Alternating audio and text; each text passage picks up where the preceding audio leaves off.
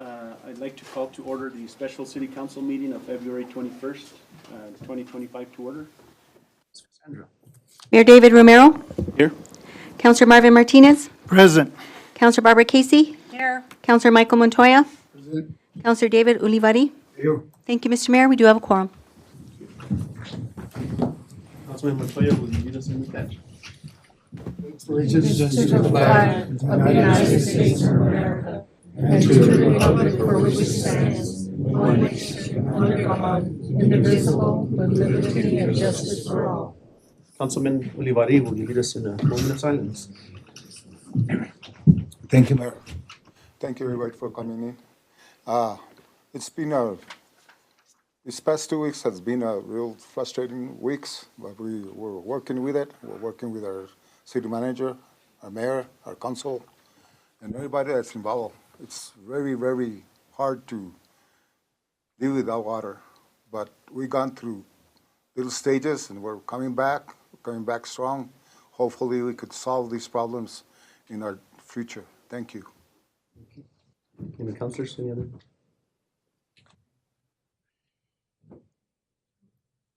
Thank you. Before we start with the approval of the agenda, first off, I'd like to apologize that we've come to this situation. We, the governing body, are just as frustrated and have many questions. First off, I'd like to explain that a meeting was not called earlier because we have had a crisis and did not want to take away staff from this emergency. I'd use this example as we would call an emergency meeting in the middle of a train derailment. It's not fair to take away resources from this emergency and from this response. We must be careful to point fingers now. I think we, the governing body, are determined to find out what exactly happened, but we must let the after-action investigation review be completed. So with that, approval of the agenda. Mr. Mayor, I move that we approve the agenda as presented. A motion by Councilor Casey, second by Councilman Montoya. All in favor say aye. Aye. Those opposed? The ayes have it. Thank you, Mr. Mayor. Moving on to public input. We have public input not to exceed 3 minutes. How many do we have? We have 8 signed up. That's fine. The first one is Tony Draper on the dollars spent on emergency. And speak into the mic, please. Okay. I read that If you in, don't mind, just so I know we have a large audience probably Okay. on YouTube here tonight. So if you guys, as you come up, please make sure the microphone is red and speak into the mic. okay, it's red. Can you hear? Okay. On February 2023, 1 second. Do you mind your name and your address? name is Tony Draper. I live at 1027 8th Street here in Las Vegas. Thank you. And February 2023, the city was given $2.6 million for engineering reports. In August 2024, they would be getting the $98 million to repair or replace the systems. At $2.6 million, that's $135,000 a month from February 2023 to August 2024. Where's the money? Oh, why is this much money needed for reports? And where are the reports? And we're still sitting here with people out of a job and businesses closing, and you can't even sell a business now. But that's my comment. Just a question on where and what engineering firm got this money and why isn't anything done. That's it. Thank you. Thank you. And just a reminder, public input is, you give your input, and I know we have a presentation here by the city manager and incident command. So hopefully, as we go through this, a lot of these questions are answered. Mr. Mayor, next is Lillian Lester. Okay.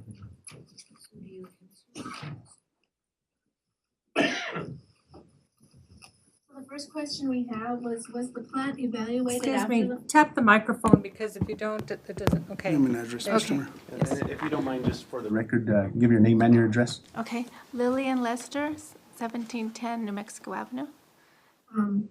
So, the question I have, was the plant evaluated after the fires? And if so, where is the evaluation document? And also, So, can you hear? What parts of the plant needed to be repaired or replaced? So that's my question. my name is Gloria Medina. I live at 1914 Church Street. I want to know, why did all of our water tanks empty out so fast? Were they being monitored, protocol? Do we have a updated fixed assets report and aging plan?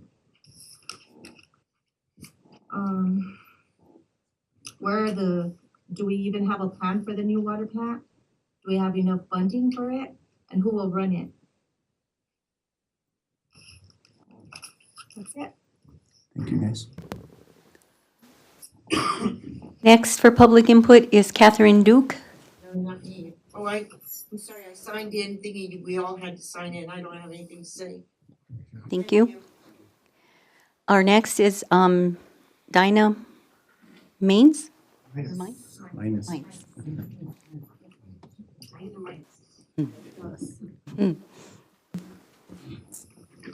Mr. Mayor, Welcome, Dana.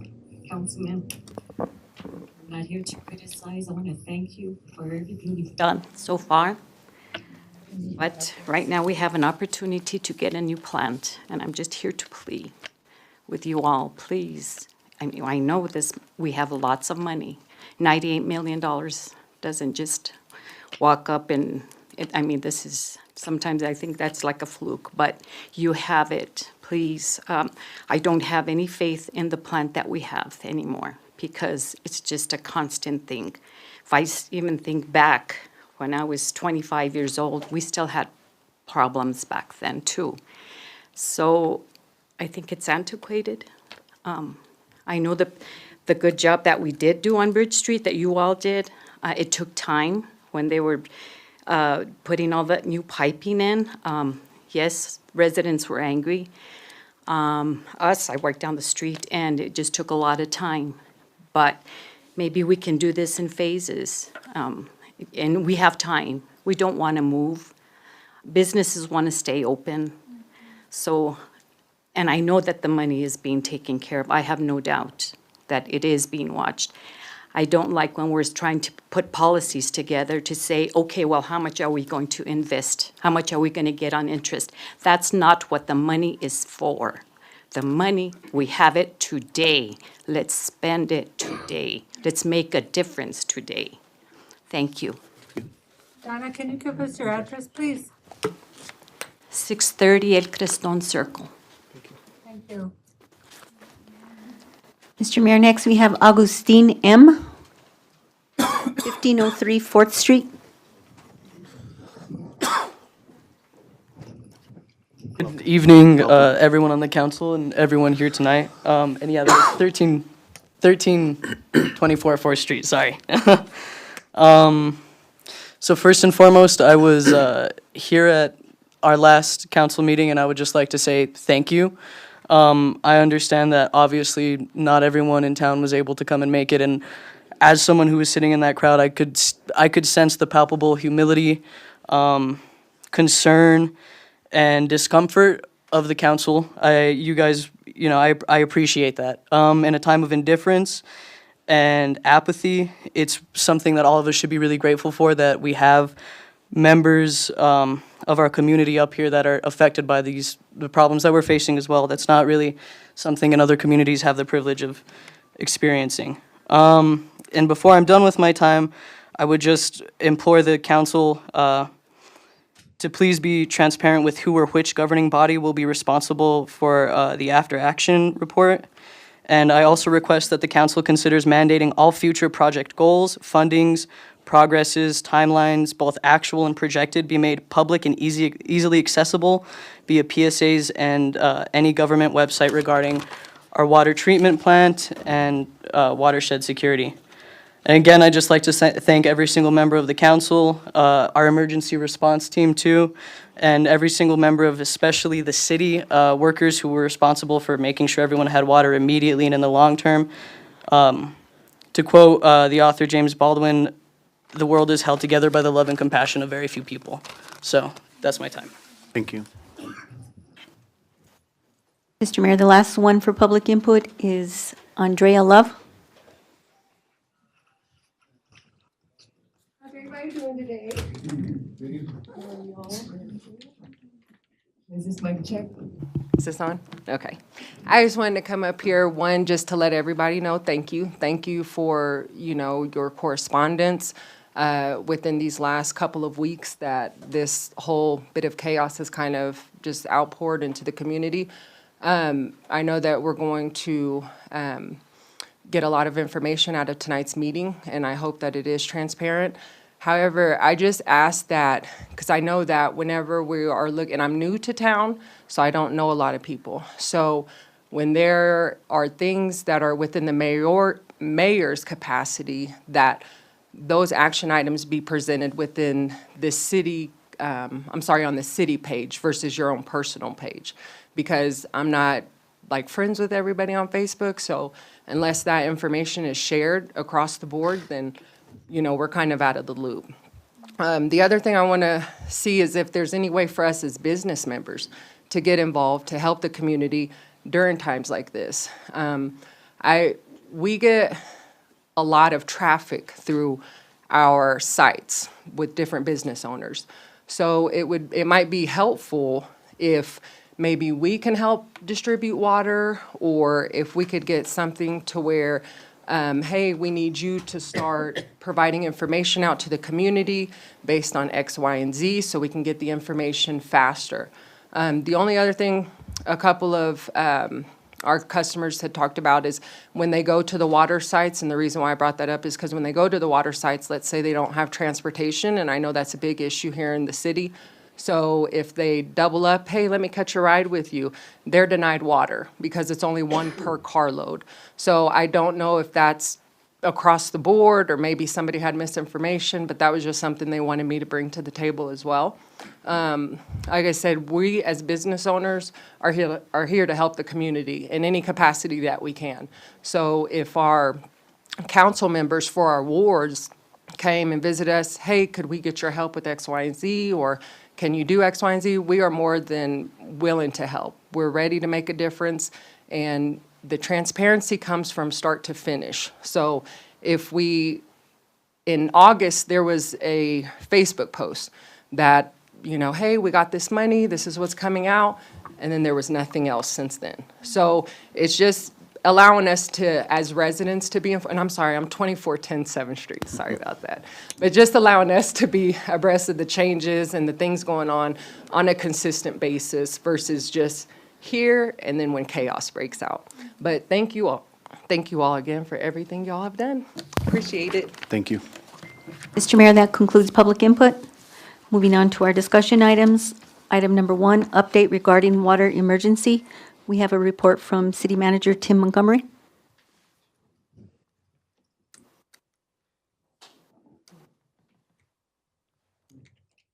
Leon, if you don't mind. Thank you, sir. Mayor and council, community members, thank you for having me here tonight and for being here tonight. I want to share my mutual frustration and concerns for this water crisis. It breaks trust for our leadership and confidence in our city. Tonight, we'll share information for what we're experiencing while also ensuring the integrity of our internal investigation. We here at the city want solutions that will prevent this situation from occurring again. I thank you for listening to me and supporting me as we go through this presentation. On the agenda, we have 2 discussion items, and the first one is the report from the city manager, and then we'll follow up with a report from incident command members. My introduction, again, I feel the frustration that you are. It is very hard to be in a situation like this and know that people don't have water to brush their teeth, to drink, to shower, to just survive during the daytime or evenings. It's quite frustrating sitting back myself in going through this experience, the experience evolved over time, and there were a lot of changes in trying to respond as quickly as possible, knowing that there's many people losing water, not having water, and that population was growing over time. I need you to know, as an individual, that's incredibly frustrating. It's hard. I too live here in town, and I was experiencing the same situation. None of us should go through that.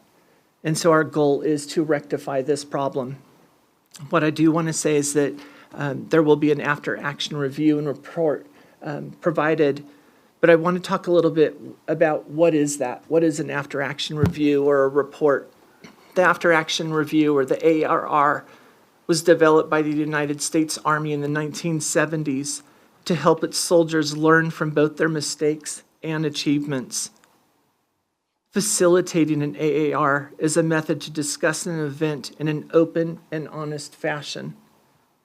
An AAR is performed as immediately after an event as possible to discover what happened, why it happened, how to sustain strengths, and improve on weaknesses. We're still in the event, and I'm committed to ensuring that an open and honest review to prepare a report for both the community and the governing body. But I do want to say that we're still in the event, and I'm going to use this scenario that if we are in the middle of a burning building, stopping and giving an update about the fire is not how it happens. We have to get through this event because things are changing on a daily basis. And I'm sorry to say that because that can be quite frustrating. What I do want to say, though, is that we established a unified incident command on Friday, February 14th. For those of you unaware, a unified command is responsible for the overall management of an incident. We have two co-commanders here, Chief of Police Caleb Marquez, Chief of Fire Steve Spann, and I'm serving as the Planning Section Chief. City Manager, my role is to be informed of all that is taking place, making decisions for the city, and making sure that I have all of the information to communicate as best as I can. We also have our safety officer, which is our risk and safety manager, Adrian Hermio. We also have our department directors and city staff that are working in various roles that are outside of their normal duties to ensure that we have communication, that we have the latest updates on our logistics, that we're working with the water distribution out to the city, that our water production and line distribution is taking place and we have the latest updates, as well as finance and safety. I want to thank our staff. We had 156 employees working on this situation, and right now, as of today, we're at 5,859 hours combined time. With Incident Command, we're using what's called CAN. It's our guideline to assess first the condition, the action necessary, and the needs. After this event stabilizes, we're going to be going through an evaluation and then closure of the event. The after-action review will take place immediately after closure of the event. The reason being is any premature diagnosis will cause assumptions, finger pointing, and emotional responses that are only based on fragments of information or knowledge. So right now, I ask that you please, let's be productive now and where we are now.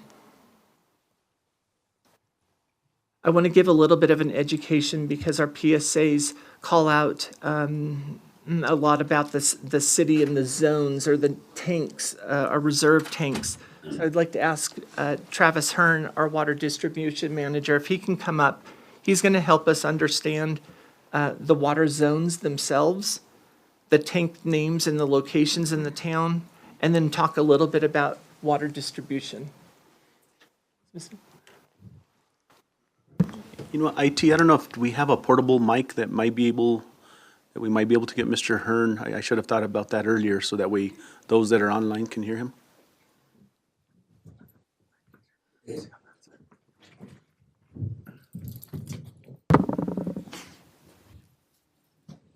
Okay, so, starting with the tank names, cabin site tank, it's located right above the water treatment plant.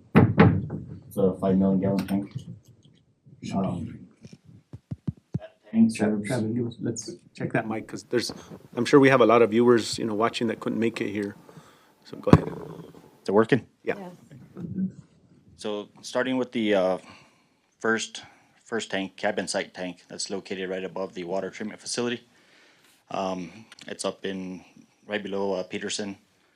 That tank feeds Zone 1, which provides water to Camp Luna, all the way across through North A Street, all the way through Medite, across to Highway 250. Feeds the county yard and everything north of that. That tank also provides water to Camp Luna tank through a transmission line on Highway 65. That tank at Camp Luna provides pressure to Zone 2, which is from where Zone 1 ends, down to Mills Avenue. And from Highway 65 east, all the way to Grand Avenue. That tank also provides water from Luna tank to Valencia tank through a transmission line, 12-inch transmission line. Valencia tank provides to Zone 3, which is the second largest zone that we have, and it's the lowest zone in the area.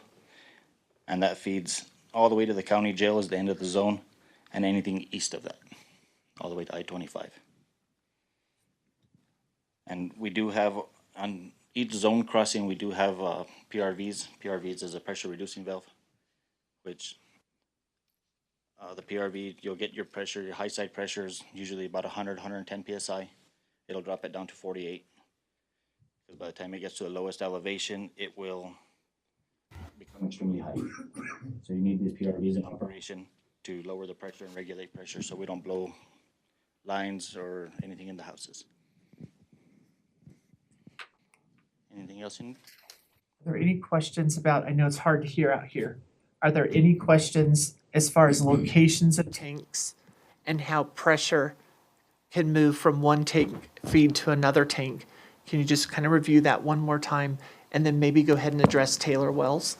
And again, Travis, if you don't mind putting it closer. Thank you. Appreciate that. So cabin site tank, it'll provide water directly to Luna tank via the transmission line on Highway 65. Based off the height of the tank, will provide pressure to the community. Luna tank provides water to Valencia tank via a direct transmission line. And that each tank provides to each zone. We have 3 tanks, 3 zones in the city, and they're all higher than everybody else in the city. That's how we maintain pressure in the system. The Taylor wells are located, Highway 285. There is a direct transmission line from Taylor wells to Valencia tank into the blending station. That will only provide pressure to Zone 3 and water to Zone 3. Any direct questions on? Yes, Mr. Mayor. Councilman Olivari? Mr. Hearn, how long have you been with the city on the water department? The water department, I've been here approximately 10 years. 15? 10. Been with the city for 19 and a half. Mr. Hearn, I know that we've gone through this a couple of times, and the thing is that what I'm looking at is maybe you and your staff could have seen something going on. I don't know if your tanks were in capacity or they weren't. If they weren't, then you had to notify my city manager or our mayor or one other council member that you needed some help, because this is really frustrating. Thank you, sir. If I may, ahead. Mayor, Go ahead. I want to make sure, though, that we're very careful. I appreciate your comment. sir. I just don't want to make sure, I want to make sure that we're not influencing thought until we get through the full investigation, because there's multiple issues that caused this entire crisis, and I want to make sure that we're not forming opinions before we do have all of the facts pulled together. Mr. Manager, I just want to see for how long the employees have been with the city. Thank you, sir. Thank you. Councilman Montoya? Mr. Mayor, also just as long as we're showing a context, just to, I know we've trained on this before, but also want to remind the members of the governing body that we don't perform personnel evaluations in public settings. Okay. Thank you. Councilman Montoya? Thank you, Mr. Mayor. Thank you, Mr. City Manager.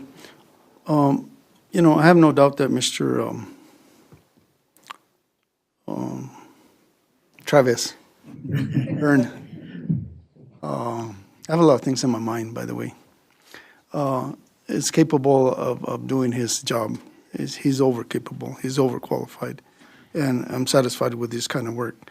I do have one question, though. I know we've had PSAs left and right the last few days about water leaks in different areas in town. Now, those are due to hammering and other reasonings. But can you tell us, and I know the answers, but can you tell the public how many gallons of water are lost in every one of those main line breaks? The water line breaks that we've had now, they've been real minimal. We've had a few that maybe a couple hundred gallons, a couple that have maybe a couple thousand gallons in the past few days. Thank you. Thank you. I just had maybe one, Travis, for you to explain is, we know that as you and your guys are out and about, ensuring, pressure and not allowing too much flow, it's a process. Can you kind of like explain that process and bleeding and things like that you've had to do to ensure that, and I know we're going to get some leaks, minor leaks that, you've been able to get to right away. But the slow process that sometimes it takes to ensure that we don't get those major breaks. So anytime you get air into a pipeline and then you start filling it back up with the water, it's called a water hammer. You can cause significant damage to the pipeline, service lines, even, and any kind of damage. We have to fill the lines slowly so we don't create that, and we got to open fire hydrants in order to bleed the air out. Sometimes you get more water out before you get the air out, so it kind of looks like we're wasting water, but it's part of having to flush the system and maintain the system so that we don't cause catastrophic failure. Mr. Mayor, one last question for Mr. Hearn. We, I guess staff notified us that there was a water leak at the cabin site on Saturday. That loss of water, how much gallons per minute was it losing? To my knowledge, from what I seen above ground, it wasn't very significant. Thank you. And again, I guess I want to, say this right now is that I think it's very important for us to understand that we had many compounding reasons as to led us into the situation that we were. I know you Councilman, you brought up this one leak, but again, I think we need to, be very careful as to not say that was the sole reason. And that's the important, and that this is where the community is probably going to be frustrated with us, but you got to understand a thorough after-incident review will be done. And right now, for us to say that was the cause or how much did it lose, I think, we need to really let the process and the investigation take, and I know, Mr. City Manager, you'll discuss more of, what's going to happen within that review and what has taken, that investigation or review, as you call it, will take place. You'll kind of give us, some basics on it. So I just want to remind the governing body is, I think we could all agree that there was many compounding issues that led us to this situation. And before we, say that, this leak will only, let out so many or leaks out so much, was the sole route. Yeah, that's not, I want to clarify this, that there's many compounding issues that the public will get an answer as to what caused it. So, am I fair in saying that? Yes, sir, and Mayor, if I can just add, we want to get information out. We do, but I also don't want to compromise the investigation, whether it has to do with the number of gallons out of a certain leak or not, or if there's personnel that have driven an issue. I need to keep this investigation as neutral as possible so that we're reliant on fact only and not driving opinion, because what happens is it ends up out on social media, assumptions are made, it's fragmented knowledge, and that's not fair to the investigation. It will damage the investigation. I'm not trying to avoid questions, I'm trying to protect our investigation. Thank you, Mayor. Answers? That was a really good explanation. Thank you. Mr. Mayor, Mr. Hearn, just so that the public understands, can you give us an idea how many gallons of water are actually in our infrastructure, our lines that feed our community? Well, we do have approximately 126 miles of water line, ranging from 2-inch all the way up to 18-inch. I don't have an accurate Gallons amount. But it's a significant amount of gallons, I'm sure, because that's a lot of mileage when it comes down to, linear feet of pipe at different sizes and all this stuff. Another thing that I think people probably need to understand is the fact that there's higher areas and lower areas in our community. So the lower areas probably landed up with more pressure. And they landed up with more pressure because they were sitting in low-lying areas. Some of the people that lived like close to Pork Chop, Montezuma, where they were already past that pressure point, they didn't have no water.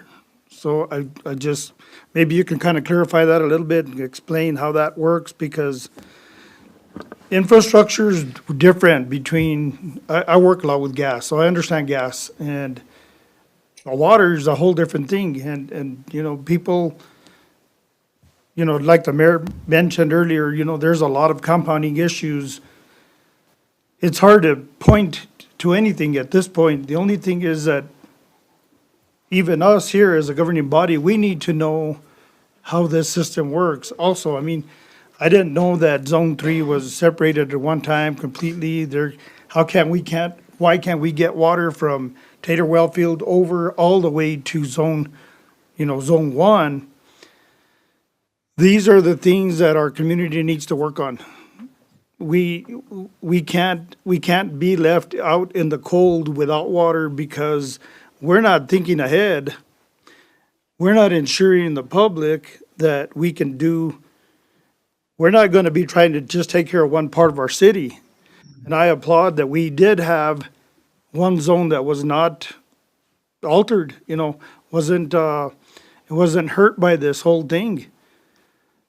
But that's not fair to the balance of the community, which is probably 60-70% of the community. And it's also the oldest part of our infrastructure, and this is the same information that I kind of let, our city manager know. If we let the entire town go dry and we have to fill all those lines up, and the hammering of all of that water takes place in those older infrastructures, we can be replacing water lines in our streets. Miles and miles of line. Exactly. I kind of understand it. Maybe your feedback, would help so that the public can understand what needs to be done maybe in the future a little bit. Maybe that's a little too hard to say, but so that the people understand how the water system works. We got 3 zones. They're sort of separate, but they're together on one side, but not the other. So, and I have to learn all these things, and I want to learn all these things, and I think it's important for the council to be proactive and find out what is it that our city really needs. We need to go back to the drawing board with engineers. We need to find out what's the best way to create this big, huge loop system that will work for our community and not just be we're dead on this side of town and happy on this side. So if you want to answer a little bit of that or, try to, explain some of that, I know I probably explained some of it, but you're welcome to try. Working with waters, it works off of a hydraulic grade line. So water only flows downhill. Right. So you start at your highest point. If you have differential in elevation throughout the city, like how you said, you have certain areas like Crystal Circle and certain areas in Pork Chop, they're on the highest point of that zone. And based off the elevation, they only get pressure off the tank, off of each tank. And if the tanks are low, their pressure is gonna differentiate. So, for instance, Luna Tank provides pressure to the people on Pork Chop Road. Right. And based off the elevation of the water there, that's their water pressure because of where they built on the elevation. It's almost the same elevation as Camp Luna. Correct, yeah. That's why Camp Luna, we have a booster station that services them.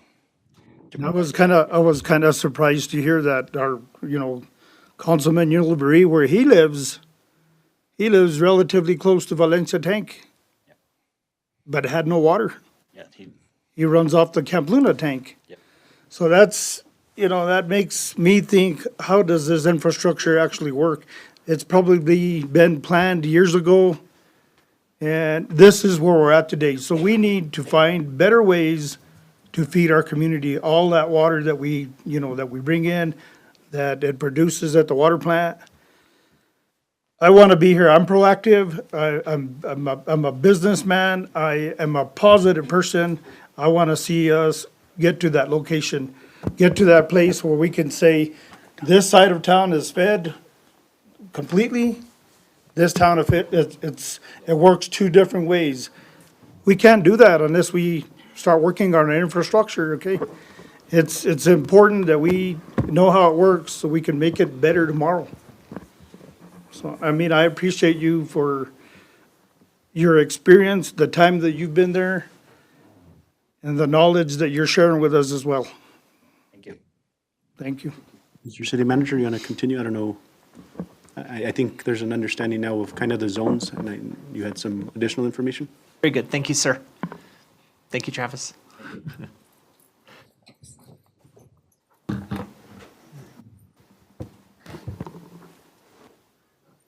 There we go. Thank you, Leon. So next, I do want to bring up our incident commanders.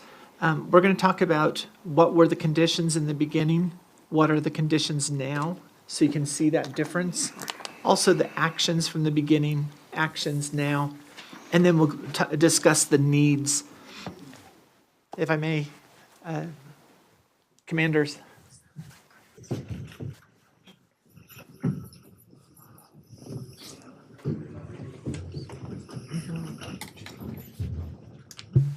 Mayor, council, citizens. Good evening, Mayor, Council, Mr. Manager. Good evening. Thank you guys Again, for, Chiefs, if you don't mind, if that light goes off, just make sure, just so the public hears. Thank you. Yes, sir. Yes, sir. I just wanted to say too, I do appreciate, we've gotten a lot of support as a community. It has been very frustrating. This is it has been a very unstable incident that we've been going through. But I just want to thank everybody for all the support that we have gotten, and especially the city employees that have put in, 5,800 hours? 900 hours, yeah. 5,900 hours, and it seems like the days are all combined into one because everybody's out here so much. We're seeing everybody so frequent, so I just want to thank everybody for that. Mr. Mayor and council, I would like to echo what the police chief said as well, and you should be very proud of all your staff. It's the first year I've had to spend Valentine's Day weekend with the police chief, but, other than that, we started off with our conditions. Our conditions where we started to see low water pressure, low water production, and low water volume. Your city staff jumped into reaction on it. We started reaching out to partners to get us bulk water distribution. We started getting packaged water distribution.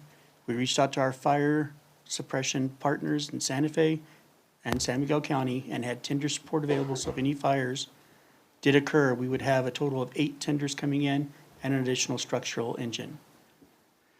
To mitigate along with that, kind of like city manager said earlier, when we start these, we do what they call 201, 203, and 204 form for ICS. It basically comes up with our objectives, our problems, and our resolutions for it. With this incident, we adjusted that probably half a dozen times by Sunday morning, which is normal ICS. If something comes up, we adapt and we overcome.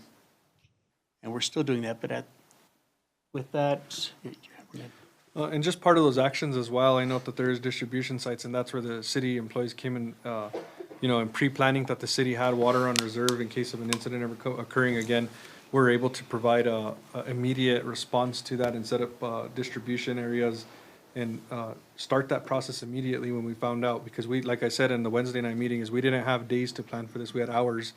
And a lot of things had to fall into place really fast. And so, that was one big effort that we took on early on into this, was making sure that we could get that water distributed, especially to our critical care sites and our critical areas of town that had lost water and had been out of water for a long time, especially to our elderly that can't come and get their own water. And that was a big effort that we got moving relatively fast on. and just kind of give you an idea of what your staff did with the water distribution for packaged water. For the box water, which we have an example of over here, they distributed 9,310 cases since yesterday. Today's numbers are not in these. And then with the regular bottled water we were handing out, 38,304 cases were delivered to your citizens. And we still have more coming, so. And a big part of that effort too was our call center, kicking off a 24-hour call center, because we wanted real-time monitoring of this, and we didn't want to rely on social media of, oh, I don't have water or anything. We wanted to give somebody a good source of that they could call, and we could actually start mapping out where we're losing water in, or where we had low pressure to identify, especially for these water distributions. And I think Chief has numbers for those as well with the call center. Yes, sir. We were actually reviewing them yesterday during our afternoon meeting for the command. Numbers had dropped with our call centers, so we did dissolve it. If something changes and we have to, we will open it back up. But the dedicated cell phone the city had for that received 1,200 calls over the weekend, of calls that were directed and sent to the proper departments, whether it be for water breaks or any water delivery or directing the people to where to go. 700 calls were received here in the City Hall office number itself. So for a total of 1,900 calls were processed for this incident. And then that was just a small portion of, we still had to figure out how we could support our system and maintain. So we did seek vendors for that to start trucking in water like we did in June. So we did have that operation. That's a pretty big operation to undertake. There's a lot of planning that goes into that. There's a lot of contracts that need to be in place. There's the vendors to seek out. Since that time, we've been able to transport in, I can't remember the exact number off the top of my head, but 55 trucks that are hauling water constantly 24 hours, bringing them in from other communities into our city to help fill these reservoirs and, support our system, our water system, while we could get through this crisis. And each one of those trucks also carries a capacity of 6,000 gallons. Gentlemen, if I can just add in also, Mayor, when we realized the condition on Sunday morning, it took 3 hours for us to have 55 trucks on the way in. In that time, we also received state approval for the water to be inserted into our system. All of the trucks that came here also certified as only having been used for certified water. So we had the safety measures in place. We had, I believe, Mr. Arnold may be out there, but I believe we had 7 truckloads of boxed water already here in the city that we were able to start distributing immediately.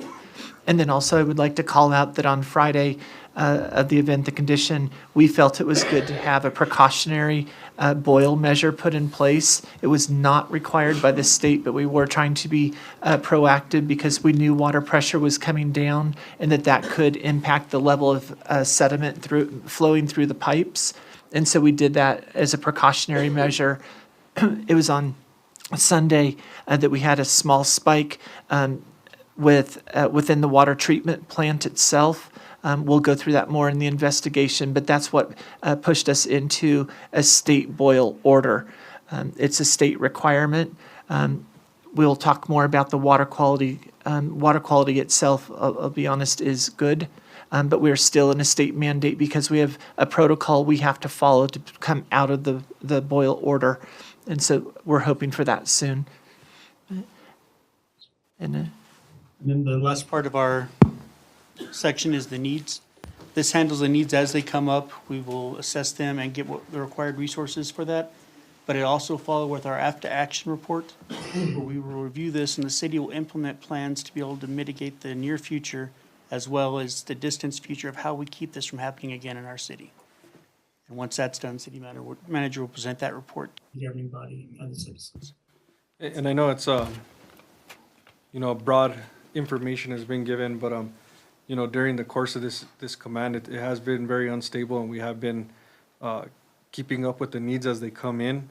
But we also want to make sure we properly document everything that we can throughout this incident so we could provide a good report. We owe it to the community, we owe it to our governing body, and we need to come up with solutions. And part of that is protecting the investigation, of course, but still moving forward with the actions and needs that we have to provide to the community. Yes.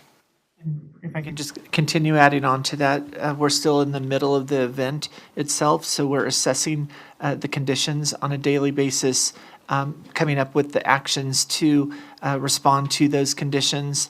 And then we have our logistical requirements to prevent this from happening again.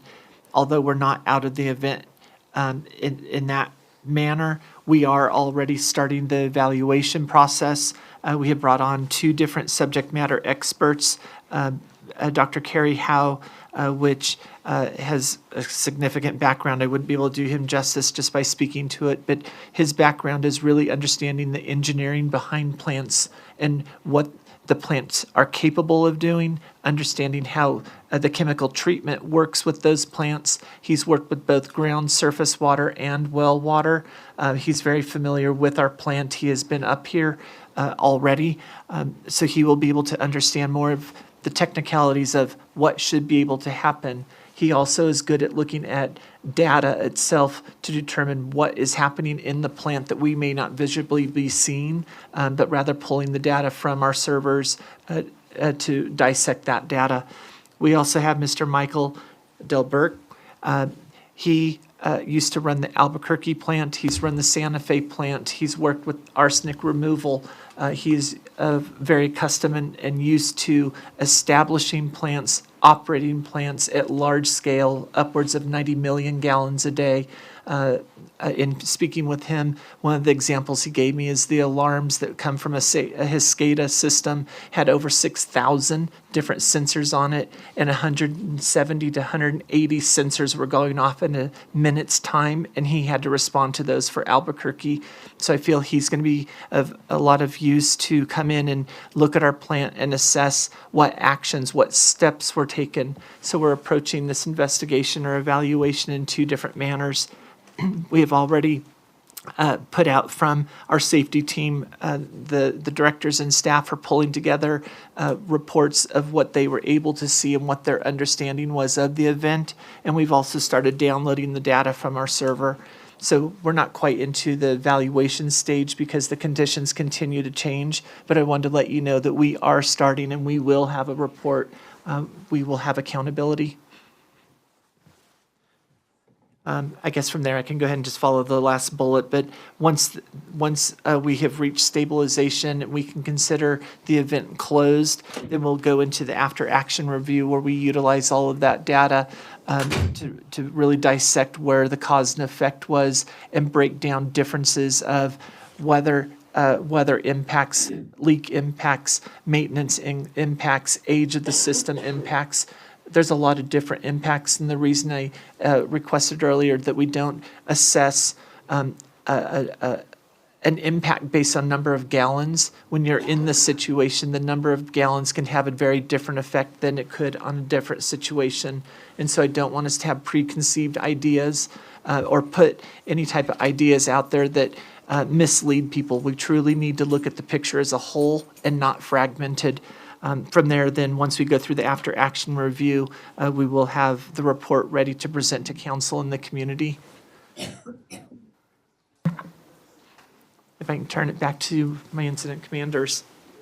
So, since the incident took place and we got notified on Thursday, Friday we came in and of course, the incident command team was put together and put into place and we started, making, adjustments of what we needed. But part of that, we do have 2 scheduled meetings daily that all of our planning section chiefs and all of everybody who's taking part in this operation come in. We have, one that takes place where we talk about our status updates in the beginning of our meeting. We talk about the adjustments that need to be made, and we talk about problems that we're seeing along the way. And then we'd also have a debrief at the end of each day, make sure that we are in a good place to where we could pick it up again in the morning. If adjustments need to be made, we're making those adjustments at that time. Sometimes since Thursday, we've had to make adjustments at 2 in the morning, at 4 in the morning. So it's a constant ongoing process and it just depends on what we're facing. But we do have these meetings scheduled that we are all on the same page and we're able to communicate the issues that we see forthcoming. Mr. Manager. Councilman Olivari? Thank you, Mayor. Mr. City Manager, I would like to see a team with your fire chiefs and your directors about our city water, at least once a month, to see where we're at, because we've been finding this for the past a lot of years. I've been here for 70 years and it's happened quite a bit. So it would be nice to put a team together and take a look at this once a month, every 2 months, something that you know what's going on. Thank you, sir. Yes, sir. Thank you. Go ahead. Operational staff and section chiefs did update command staff on a regular basis, sometimes multiple times per hour. They constantly kept contact and we knew everything that was going on from them. Daily documentation, we've documented it's like Jeopardy. Daily documentation, we've documented all incidents and all changes and evaluations going throughout the process. So when we do the after action report, it'll have full detail for you on what was happening and what was done.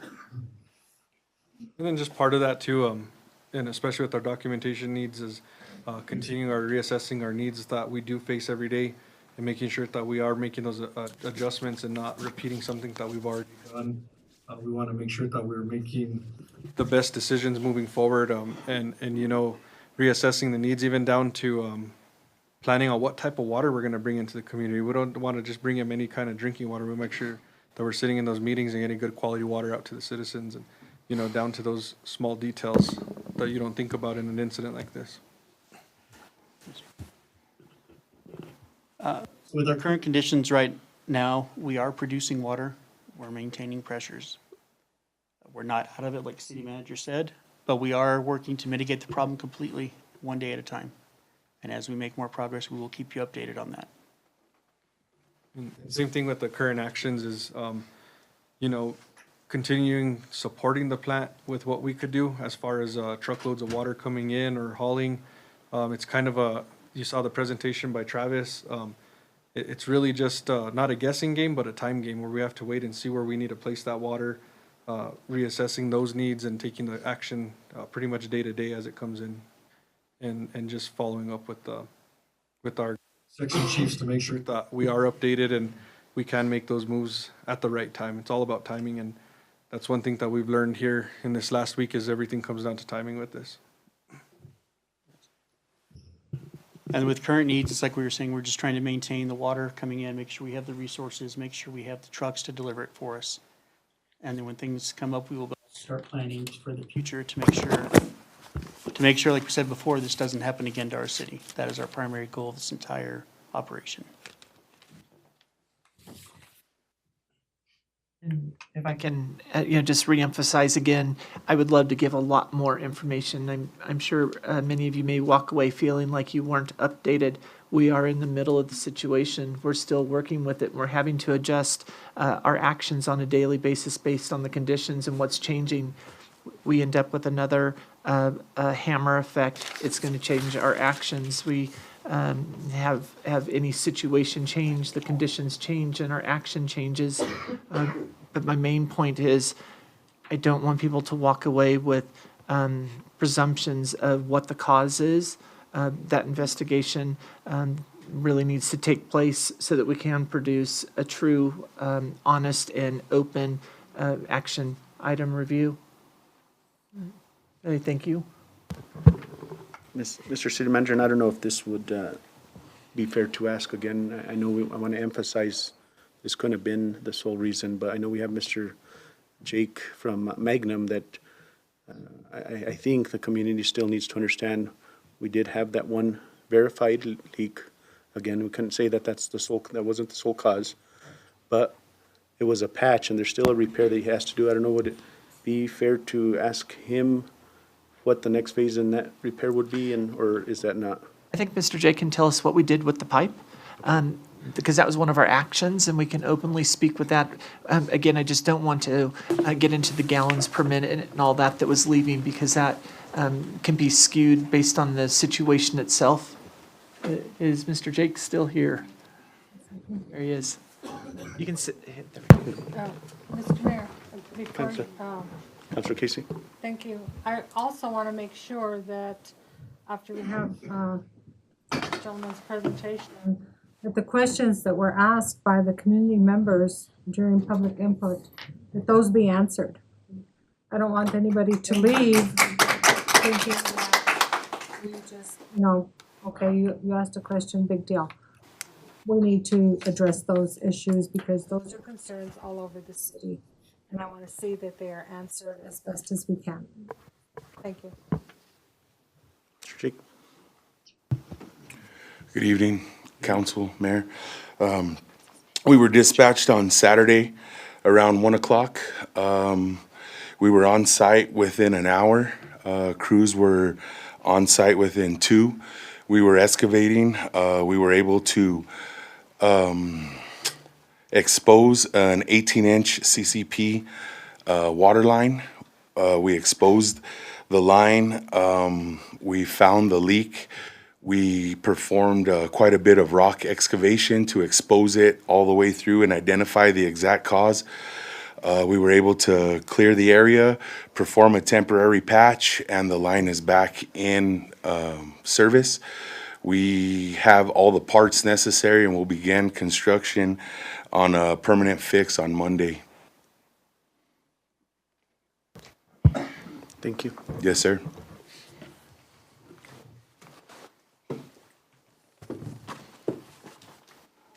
Okay, so, Mayor, I did write down as many of the questions as I could as we're going through this, and so if needed, maybe we can get feedback again of anything I may miss. From our first public input, we were asked where the money and reports from the February 2023 and the October 2024 has gone. So I will say that the February 23 money, I believe, is from our debris removal, the gabion cleanup, and the reports I'm not too familiar. This is prior to my time, and any reports that were prepared. What I will say is that the debris removal, we have put out a request for proposal for the cost to get the debris actually removed from the upper side of the Guyanus near the gabions. There was an RFP published inappropriately. It did not follow the city guidelines, and so that RFP has come down here in the last couple weeks, and that will be going back up with the proper scope so that we can get the debris up by the gabions removed, as well as down through the Guyanus through the city boundaries.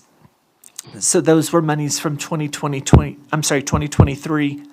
The October 2024 monies, this is going back to the $98 million. Although we have discussed the interest earned on that $98 million, and we're glad to have that interest, we've maintained the $98 million to not misuse it in any way.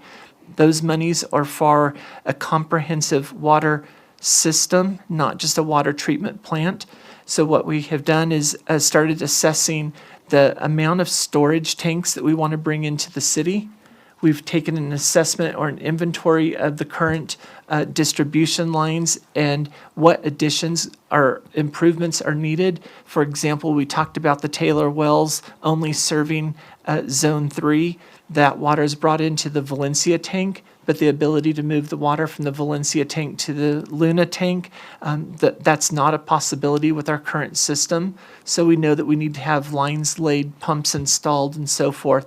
We're looking at different ways of utilizing that money for the water treatment plant itself.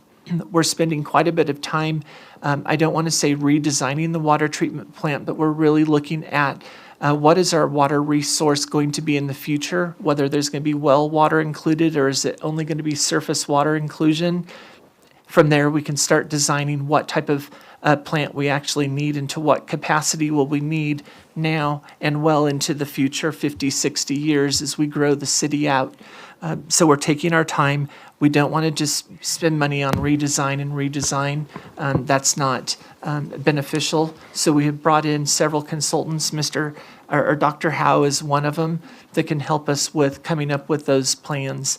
We've also made one site visit to another water treatment plant that demonstrated the need for enclosing the water. So like right now, our clarifying beds are exposed to the environment.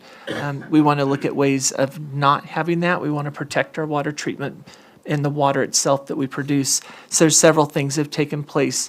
We've not erroneously or rapidly spent that money because we think we need to apply our due diligence and truly do the best we can with those monies. I'm sorry, that's a long-winded statement, but I am being ultra careful with those funding.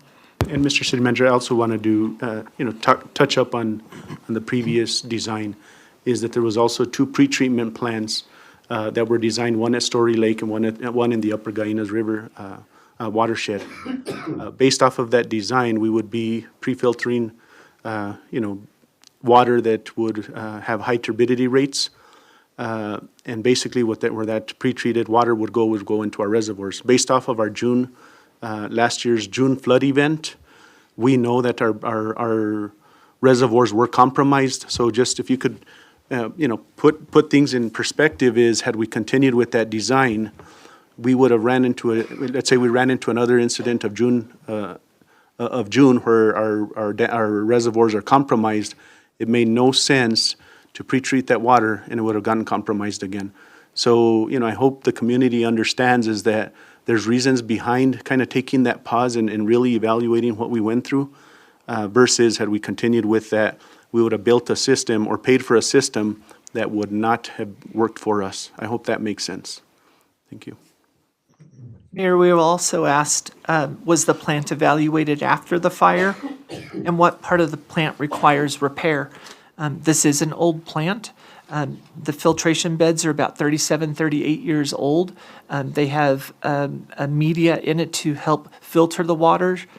What I will say is that is an area that we're definitely looking at as part of the investigation because we believe that there is a maintenance schedule that needs to be in place, and we need to know if we adhered to that maintenance schedule.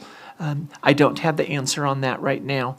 What I will say, though, is after the fire, I think a big part of our focus was the turbidity level of water. How much could we use Peterson? How much could we use Bradner or Story Lake? And through determining the turbidity level and the impacts that it had on the plant, we brought in an ActiFlow system from the Viola company.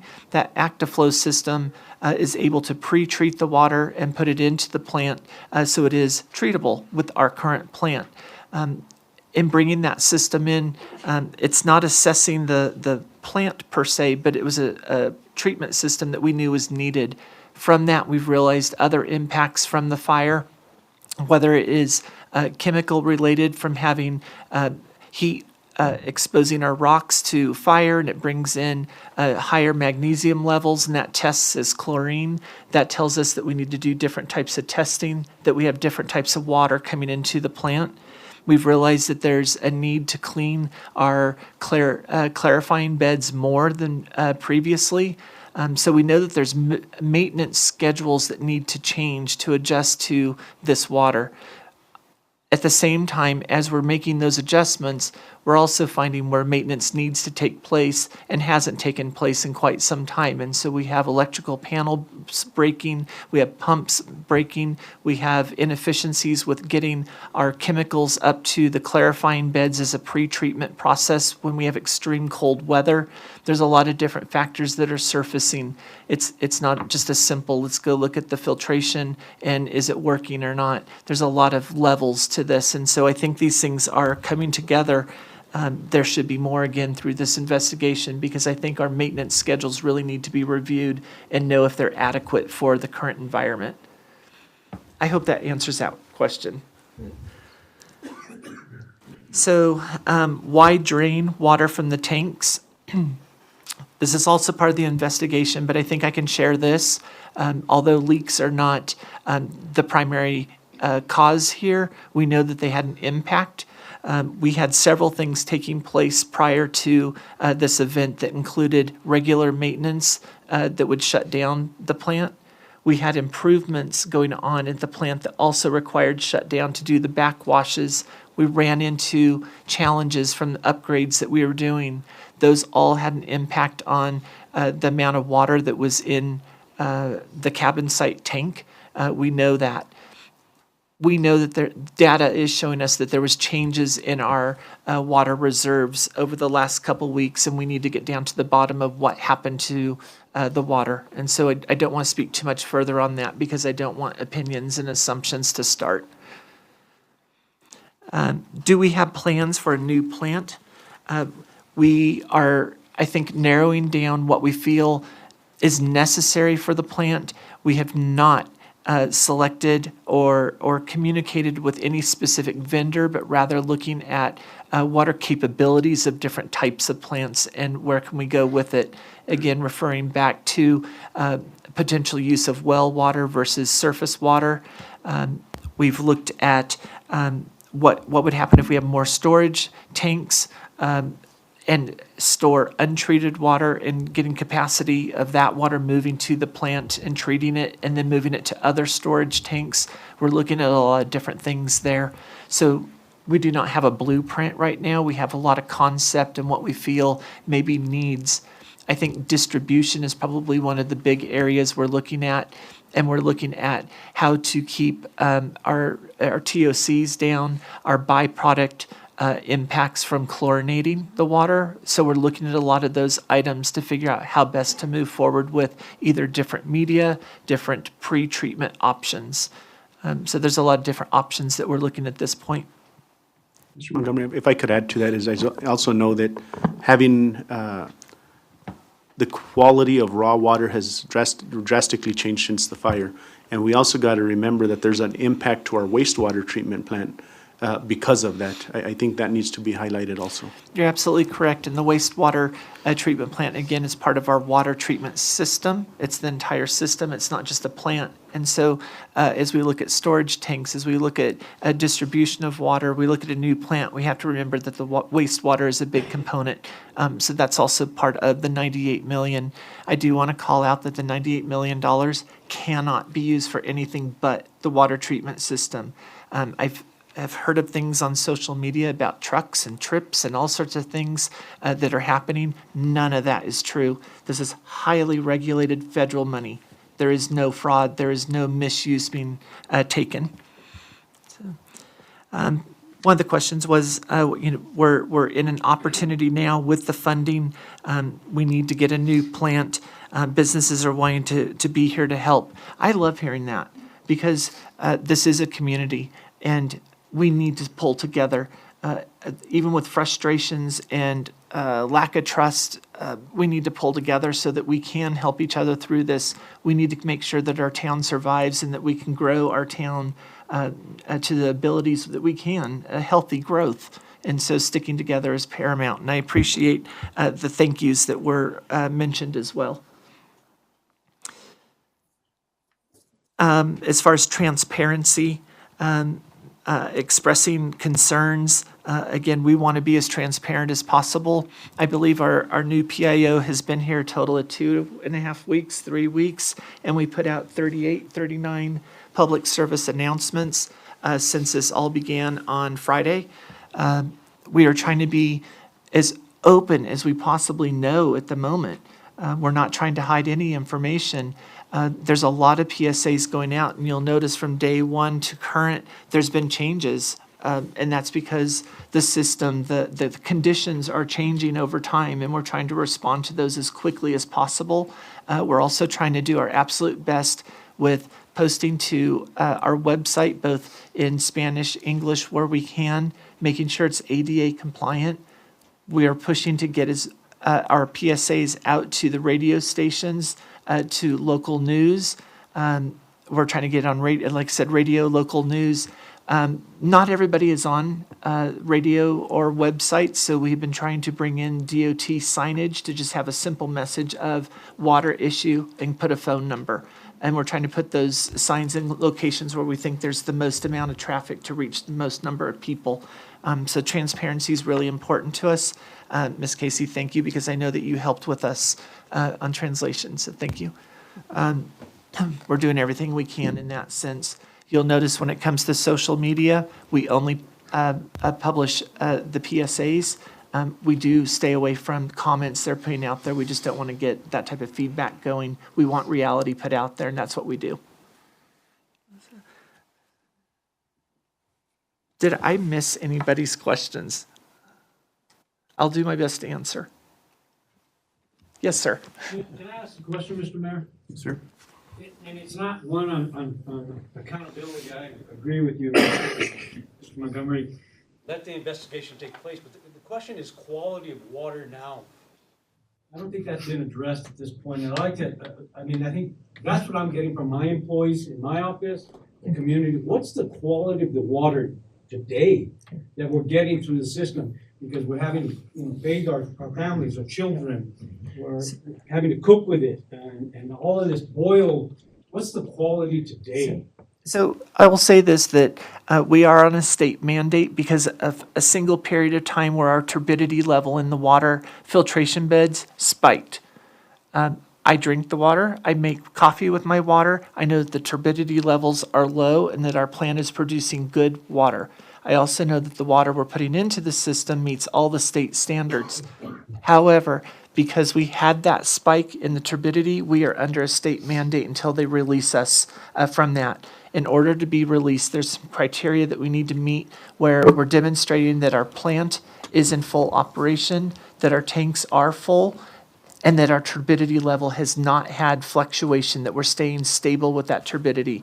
Right now, we're doing that. I feel very comfortable with that. The state's working with us, and they're actually quite happy with the direction we're going. I don't want to call out a timeline, but it feels good to me. It feels short. So let me stick with that. And as far as city liability, we have to follow the state guidelines, okay?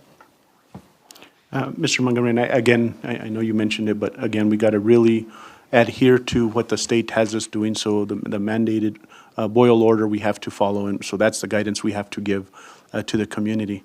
I think on top of, to add to one of the conditions as to why we got into that boil order was because we also basically went dry on our plumbing and our infrastructure. So that was the other reason.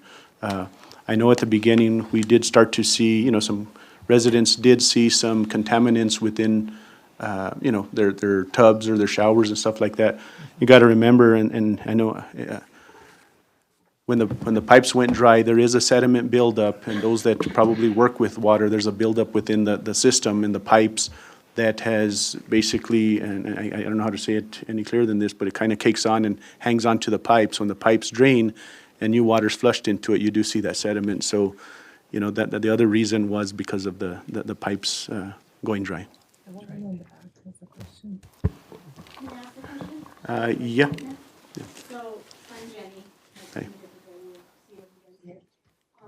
In all due fairness, I'm just gonna put out there, I don't think it would be fair in any way to point fingers to one person, two people, a team of people saying that one human error may have caused this whole thing, because it sounds like it's a maintenance issue of the whole system, and possibly we as a community or we as a team, meaning Las Vegas, New Mexico, our leaders and ourselves, failed to look at the maintenance issues.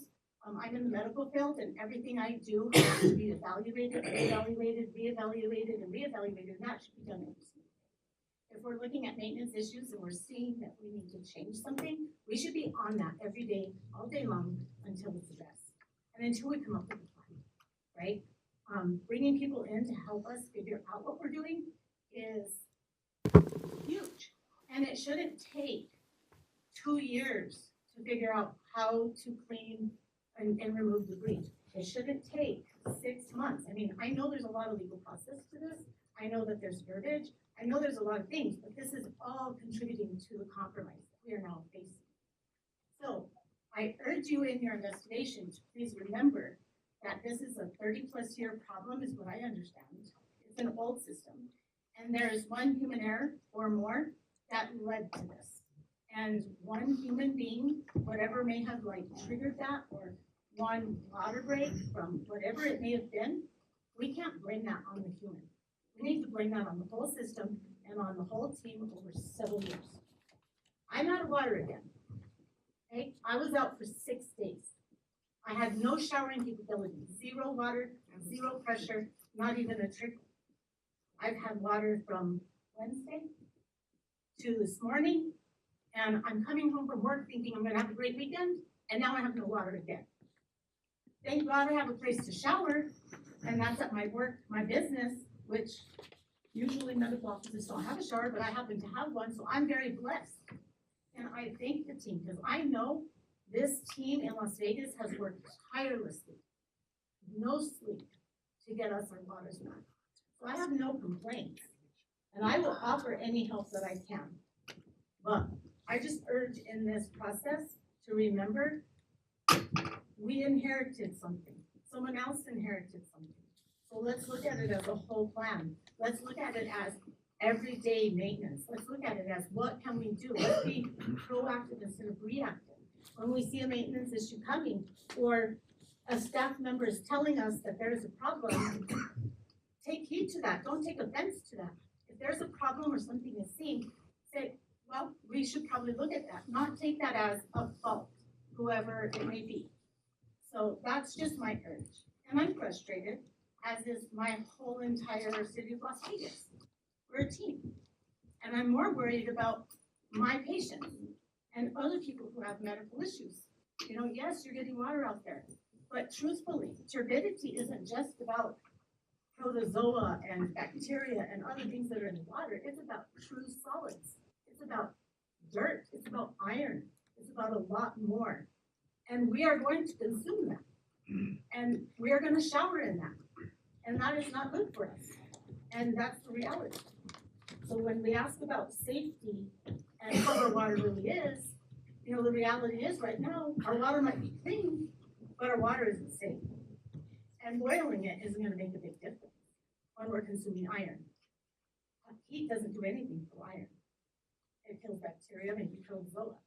So, I mean, just as a whole entire factor, if you need me, I'm here for everybody here in town.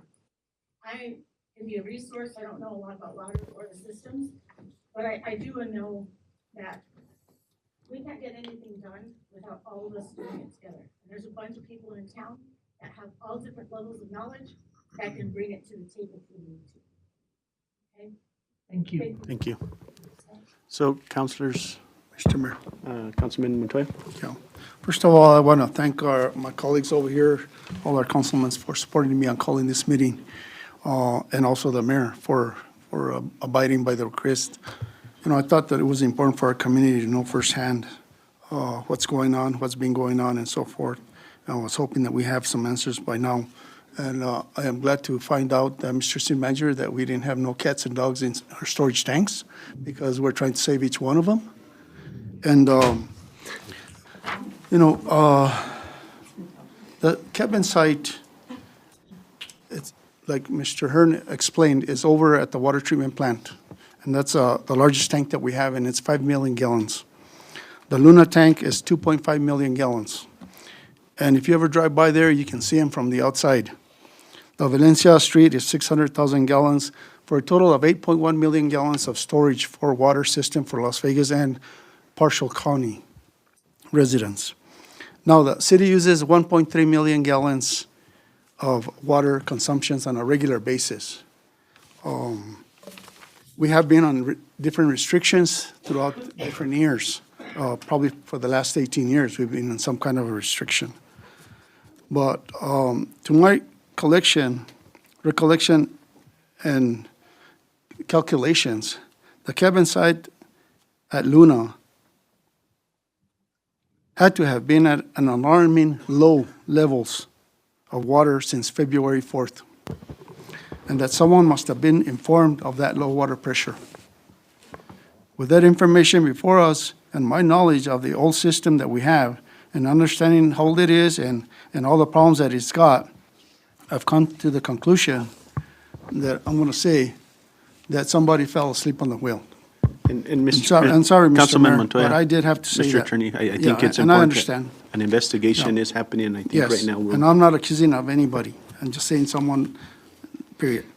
In no way, given the circumstances that those 8 million gallons could have been emptied out overnight. This is embarrassing for us, the city. We represent the city. We represent you. And this is embarrassing to us.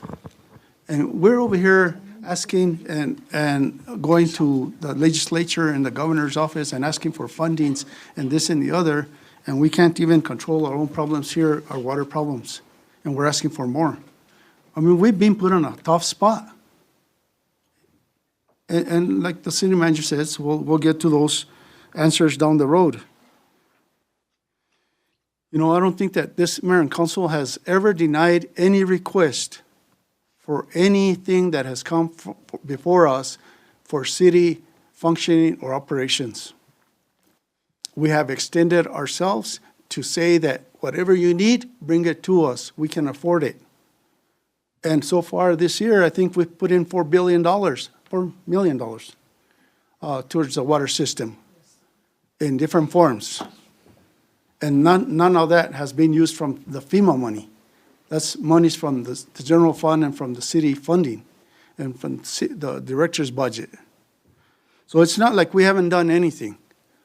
Our city manager has been directed to look into more storage capabilities. And that's a bigger tank at Valencia, another tank up north on 8th Street extension, and another one at the airport. He's already been given instructions about replacing all the 40-some fire hydrants that are non-operable in town and in the county. Those are important for safety measures. So again, I don't know how we got to this point. I mean, it's something that we shouldn't have never gotten to. It jeopardizes our community, the growth of our community. You know, some people will probably move away because of this reason, because of what had just happened. We need to come back and ensure our community that this will not happen again.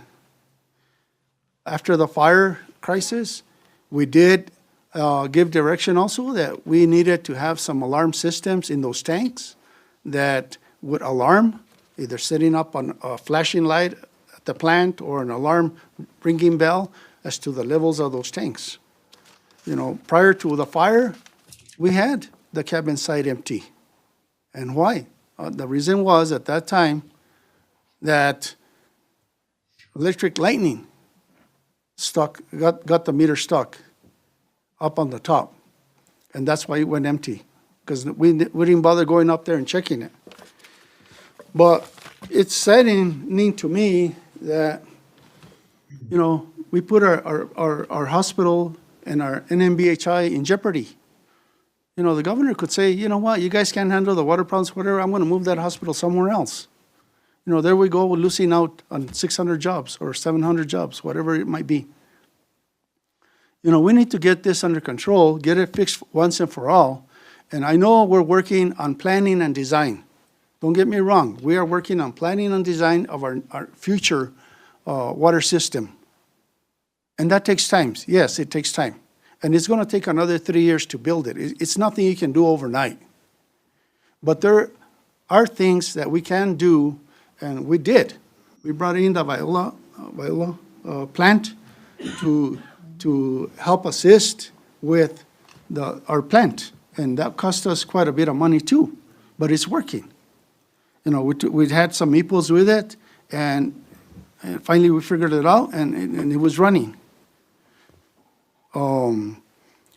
I see, Mr. City Manager, that I know during the crisis, you know, I had requested that we get a weekly report on our water storage, and that was going great. But then once the crisis kind of went away and the fire, that went away too.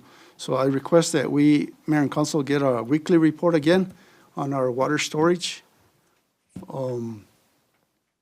And also, you know, we need to come up with a plan, Mr. City Manager, a short-term goal plans as to what we're going to do to move forwards towards, you know, towards solving these issues. Because to me, it's unacceptable. I mean, I still can't believe it, and I think we gotta get on it and focus on it and let nothing else distract us from this focus on this plan. And I know we have a lot to do with cleaning the Gallinas River and a lot other projects all over town and the whole works, but without water, Las Vegas will not survive. Thank you, Mr. Mayor. Thank you, and Councilor, I just, you know, again, you know, let the community know, you know, this investigation will be open and transparent. Whatever the result is, you will know, we will know. You know, I think we're committed to to accountability. I want you guys to know that. But at this time, I know, as we mentioned, we can't start pointing fingers right now because I think, you know, from a perspective, as I think there was many compounding issues. When that comes about, I think then we need to address those. As far as maintenance, since the fires, we've really, you know, made a commitment in trying to do our best, and I think that's the hardest part of this, is you go through situations and you prepare for the next what if, and something else happens, right? We've invested in track-back systems, SCADA systems, you know, in preparation of the next big storm, reinforcing our reservoirs, not completely, but I mean, not to the point to where, you know, we want him concrete and all that, but we do the best that we can with the funding and our FEMA requests. You know, we do have a lot of plans within that, but I think, you know, we got to understand we're just as frustrated as many of you are. There was times, I'm sure, that each one of us felt that we didn't know what was going on, possibly even giving false information to the community, as I felt even with the governor's office. You know, there was I believe it was Saturday, the governor's office called, I gave her some information, and then things changed. So you got to understand that, you know, based off of as they mentioned here, you know, many things were happening along the way, and there was a time that, you know, we felt that things were okay, and then something else happened, just many compounding issues that we're going to get to the root cause of it. And not to, again, point fingers, because you know what? There's many individuals that are working hard and have a true compassion to our community and working hard, and they're very ethical, and they're doing what they can. Things happen. So let's let this investigation go through, and then we'll let the community know. Mr. Mayor. Hold on. I just based on what you said, I was at home watching on TV the meeting, and I appreciate what he said about people not making accusations. David, Councilman Yulebury, I think you owe Travis Hearn an apology. He stood up here to give you a report because he knows what's going on. He is not the director of the water treatment plant. He has been working his butt off, like his crew and all those distributing water. and ma'am, we gotta right now. Let's not point fingers. I know there's frustration. I don't. He owes him an apology. Travis Martinez is the director of the water treatment plant, not Travis Hearn. Okay. You owe him an apology. Point of order, man. I'm sorry, but I understand your frustration. We really, you know, we'll get to the root cause. And like I said, we as a governing body had to be very careful here. You know, we got to be very careful again that right now we're not accusing anybody. We're not because there's many, like I said, many hard-working, ethical people that are doing the best that they can to keep our community. And right now, by pointing fingers, we don't want to have them feel like they're not important or that we don't appreciate what they're doing, because we got to appreciate, you know, what they're doing to keep us going. I got to say that. Mr. Mayor. Ms. Moore, I'll just let this one, and then we'll stop with the community, and I'll follow. Go ahead. I just wanted to say, when, you know, I got here, we appreciate everything you guys have done. The community, the support has been there. But I was a little disappointed when I was just hearing the report. Because we're not here to see who did it and who pointed the fingers.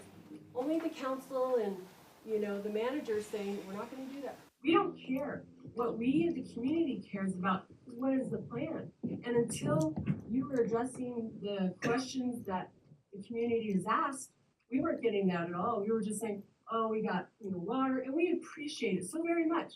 But we don't want, like Councilman Montoya, this was a shame, especially when you jeopardized our families. And when I say you, I'm not pointing at you and blaming you. I'm just saying, this is enough. This is ridiculous now. Especially when you put the hospitals in jeopardy. So until, I was sitting here going, oh my God, I wasted my time here because we were just hearing about, okay, well, we did this and this and this. What are we gonna do? Is the plan? And if we have to tackle into that money, do it. I don't wanna hear it being safe, we're earning interest or anything. I wanna know what are we going to do on a short-term plan, like Mr. Montoya, Councilman Montoya said. So, that's what we want to hear. We don't want to hear who did it. Okay, and again, this meeting was called, and I get it. I mean, I get, former counselor, where you're at. But again, this meeting was to find out, everything that happened, what we were doing. And I understand this whole plan, right? But we got to get over this current crisis, I guess, if that makes sense, because, giving you that plan here, right now, right here today, I think we needed to, there was some important information that you need to know, what happened, right? What happened? We couldn't be blaming individuals, but you needed to know that we do understand that there was many compounding reasons as to what put us in this. I mean, as far as the plan, that we'll have a meeting and we'll give you more details. But I think this was more to address the emergency situation as requested. But I hope I'm glad that I did openly. I mean, normally we don't do this.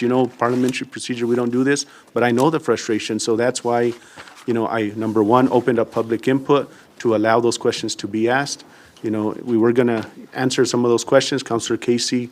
I mean, we were all in agreement, let's answer some of these questions, right? We're not trying to hide anything. We're not trying to sweep anything under the rug. So we did answer those questions. So I'll just, Councilman Montoya. Thank you, Mr. Mayor. I just want to clarify one of my statements that I said is, I'm not pointing fingers. I'm just saying that, what I'm saying is that we're paying millions of dollars to different companies to run that water plant. And everyone needs to be accountable. I mean, we need to get our money's worth. Whatever it might be, or whatever it leads to, I mean, we need some answers. Thank you, Mr. Mayor. Thank you. Councilors? Councilman Martinez? Mr. Mayor, thank you. This is a giant, huge learning curve for our community, not only for our community, but for the council, city manager, and those people that work with our city. We have learned a lot of things from this. Yeah, there's a ton of frustration and we feel it. We're on this side of the table, we feel what you guys feel, okay? And we know what you guys have been going through, and it's not fun, it's not easy. So we appreciate that you guys are here to support us. We appreciate that you're here to support your community. That's so grateful. But it's also a huge learning curve. We're learning something from this. We're learning where to strategically put tanks. We're learning how to handle emergencies. We're learning how to ensure that our fire department has adequate water for any emergencies that come up. We're learning about how to best serve our community, not only with the hospitals and state hospital and all of this stuff that did go without water. So this is not a wasted meeting by no means. It's an important meeting. It's important to me. It's important to you. And I applaud everything that's moved forward at this point. We don't have all the answers just yet. What's a short-time plan supposed to look like? We're probably not even sure of that yet, because on a daily basis, things continue to change. Just know that we are here to make sure and to ensure that every day we have water for our community. You know, we got transportation rolling, we got water coming in, we had distribution sites, we had deliveries to those people that were in need from the very beginning. So we're being proactive. It's important to be proactive. Our community deserves to be proactive. We do not deserve to go through this every little while, of course not. I'm here to make sure that we have water down the road in the future. I'm here to represent our community just like the rest of us. And I want to be sure that you guys know that that's wholeheartedly, I care about our town. So that's really all I have to say. And I just, you know, the negative stuff is, it's too bad there's a lot of negative on Facebook. I don't have Facebook. I don't care about Facebook. What matters to me are real results. These people that have worked hard to make our community right, those are real results. Those people that are putting their minds together and making sure we have engineers and we have infrastructure and we have water and we look for sources outside of the box, that's what's important. I'm one of those guys. I'm trying to do everything I can to ensure that we have water for tomorrow. So please be patient, okay? I applaud you if you are patient. Thank you. Councilor Casey? Thank you, Mr. Mayor. Please bear with me. When I was a little girl, my mom and dad took me to see a movie at the Fort Union Drive-In. It was called Pollyanna. Pollyanna was the little girl that was sent to live with her aunt, who was a real grumpy old woman, after her mother died. Well, I'm a Pollyanna, because Pollyanna looked at everything in a positive manner. Anything that happened to her in her life with her grumpy old maid aunt, she saw the good in it. And this is how I feel about this issue. We sometimes have to hit rock bottom and then build back up. This is what we're doing now. We are doing our best to make sure that the monies that we have already spent are being spent for the benefit of the community.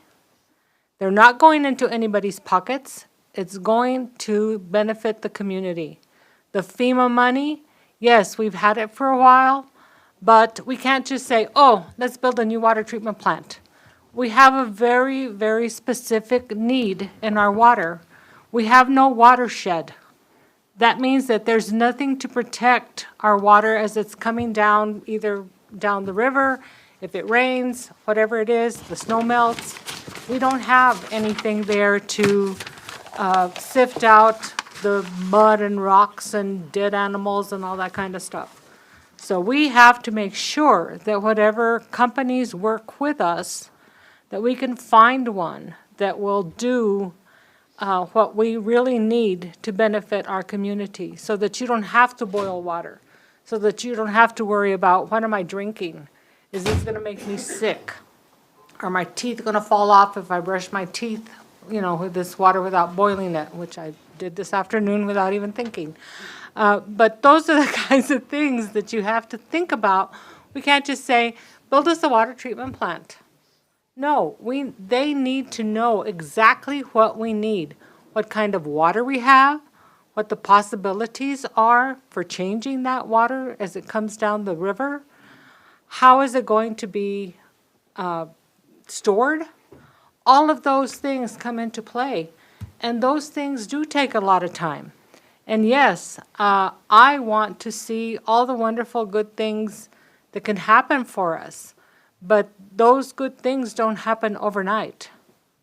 We have to have faith in the work that our employees are doing. They work harder than anybody else I know. We have excellent employees. They are loyal employees, employees that have been here 40 years. They know our town. They love Las Vegas, otherwise they would have left a long time ago.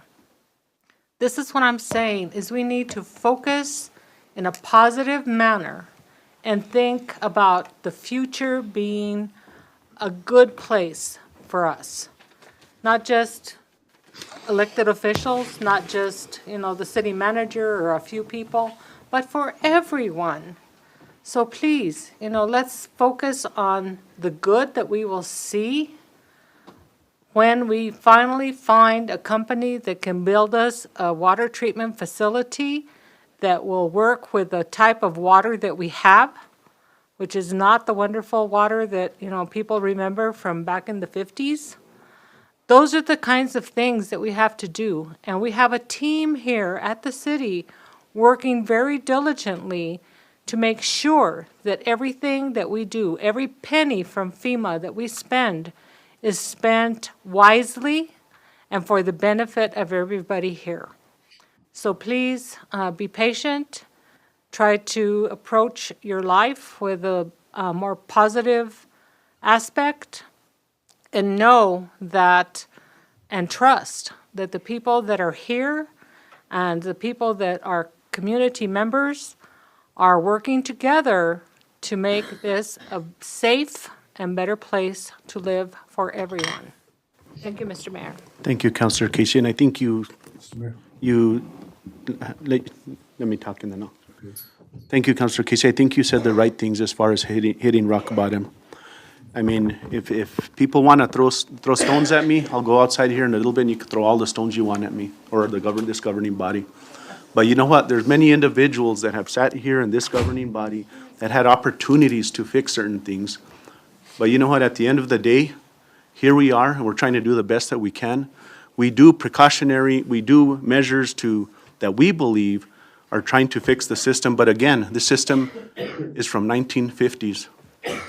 So from 1950 to 2018, when I started here, all I could say is that we can't blame anybody. We'll take the responsibility. I mean, if that's what you guys, the community wants, we'll take that. But right now we have a situation. We have to make things better for this community because you know what? I'm not leaving this town. I want this town to survive. I think that we got to this situation not because people pocketed money, but people were afraid to make decisions. From many years back, they've had many opportunities to solve our water situation. But because a certain individual would be making money, we didn't want to buy extra water for our community to be safe. They didn't want to make, tough decisions. It is what it is, and we're here, and we're going to tackle this. I mean, that's all we can do. And I apologize if I'm, I know Councilor Casey wanted to be positive, but I think that, we got an understanding that we're here and we're in this situation, and we're going to do the best that we can for this community. Again, it's an old system.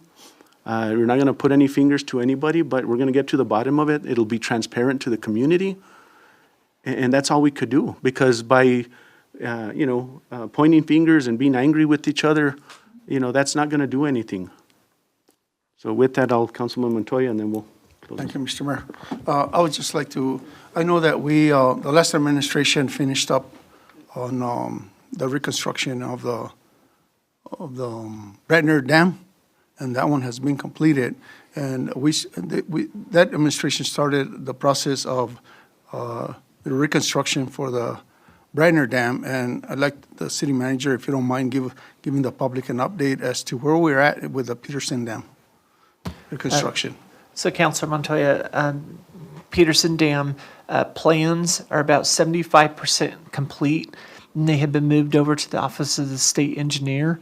From what I'm being told, that it is a lengthy process, having the review by the engineers and the approval to go ahead and start construction of the dam. We know that this is a priority. Just this last week, we were in the governor's office asking for assistance to help push it through the OSC, and I believe that pressure will be added. Our goal is really to get the approval for the dam. At that point, we can start moving forward with moving the marshland that is there, because we do have life at the base of the dam that was created by the city over time due to leaks, and we need to transplant that area. Then we will knock down the dam. We will do debris removal. We've already started reaching out to the vendors to try to figure out what is it going to take to get all the debris out of there, and then construction will start. Overall, I'm going to say that this is going to take probably 3 years to have a brand-new dam that's filling up with water. It's going to take time, but again, it's not an effort that has been dropped. We are moving pieces there. And again, Mr. Mayor and Council, and just for informing the public, this dam is the one that's was built and constructed back in 1911. Yeah. And in dire need, that got compromised with contaminated water due to the floods. And it will be dredged and it will be rebuilt, and we're working on that process. And that holds approximately close to 200 acre-feet of water. A little over 200 acre-feet. So it's not like the city is not doing anything moving forward. We are, little by little, we're moving forward on bringing back the resources and the water storages that we need. Thank you, Mr. Mayor. Thank you, Mr. Mayor. Thank you, Mr. City Manager. I apologize, Mr. Horn, but I was just trying to see how many employees do work with a water plant, and if they had a plan to what happened now. I was just trying to do that. The lady that came in, Cassandra or Mr. Chief, they should have stopped her because it was a public input. You should have put her to come in earlier and write in her name, and she could have said what she wanted. But I want to thank my city manager, my mayor, and the council, and all the people here in Las Vegas for holding their hands together and doing what they have to do. We gone through a lot of things in this little town, a lot, but we're survivors. And I'll tell you one thing, I'm a survivor. Thank you. Thank you. Okay, Mr. Esteban, last one, and this is it, Councilor. I know you're producing water. What's the percentage capabilities that the plant's being able to filter and backwash? What do you mean? I don't. Filtration and backwashing of the water that's being produced. I didn't really catch it all. So I think it's safe to talk about quantity, but right now we're producing 1,300 gallons per minute, which is actually a pretty significant increase from what we have been doing over the last month and a half. So I am happy about that part. Again, it was brought up a little bit earlier. We put in about $3.6 million of maintenance and upgrades into the plant. There's still more that needs to be done, but we're producing, and I'm happy with that rate. Thank you. And with that motion. Mr. Mayor, there's one more item on there. I don't know if you want to. Okay. Sorry. Next special meeting scheduling, if you want to. Okay, so with this, councilors, again, this item is on the agenda to see if you guys would like routinely scheduled meetings pertaining to this subject. Again, I just want to let you all know is as we move forward, depending on how staff is working, we don't want to overburden them and have this weekly, and they're going through a lot, as we continue to work. So I think it's important that we have a meeting, but I don't know how often you guys want to do that. May I make a suggestion? Councilor Casey? Mr. Mayor, I would like to suggest that until we have a better hold of everything that's going on, that our monthly meetings, the second and third meetings, instead of having reports from the different departments, that maybe we can have those turned in prior to the meeting so that we can look at them, like the police department or fire department or whatever, can turn those reports into us and we can take a look at them.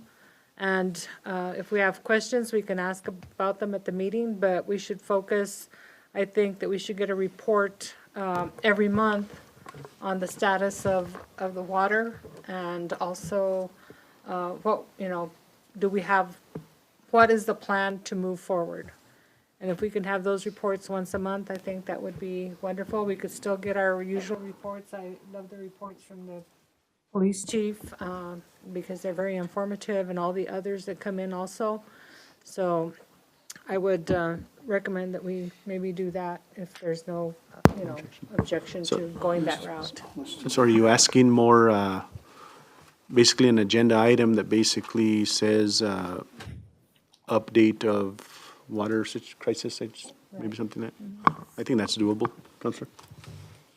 Yeah, I would still stand on my request to have a weekly storage report given to every mayor and council. And I do agree, Mr. Mayor, that we need to put it on every agenda as a report from the city manager. Ms. Cassandra, can you make sure that that's on the next agenda? Certainly. Thank you so much. And again, It's not an action. There's no yeah, it's not an action. action. I think there's an understanding. All right. With that, I'll entertain a motion to adjourn. Mr. Mayor, I want to, if I could just make a real Go quick ahead. thing. I want to thank everybody that took the time to show up. I get sad at the meeting sometimes because Pollyanna wants to see every seat filled, and it's not. We have staff, and that's it. And it's so wonderful to see that even though it took a crisis to get you here, that you are here. Please keep coming to the meetings. We love to see you here. So with that, Mr. Mayor, I make a motion to adjourn. Everybody else, meeting's adjourned.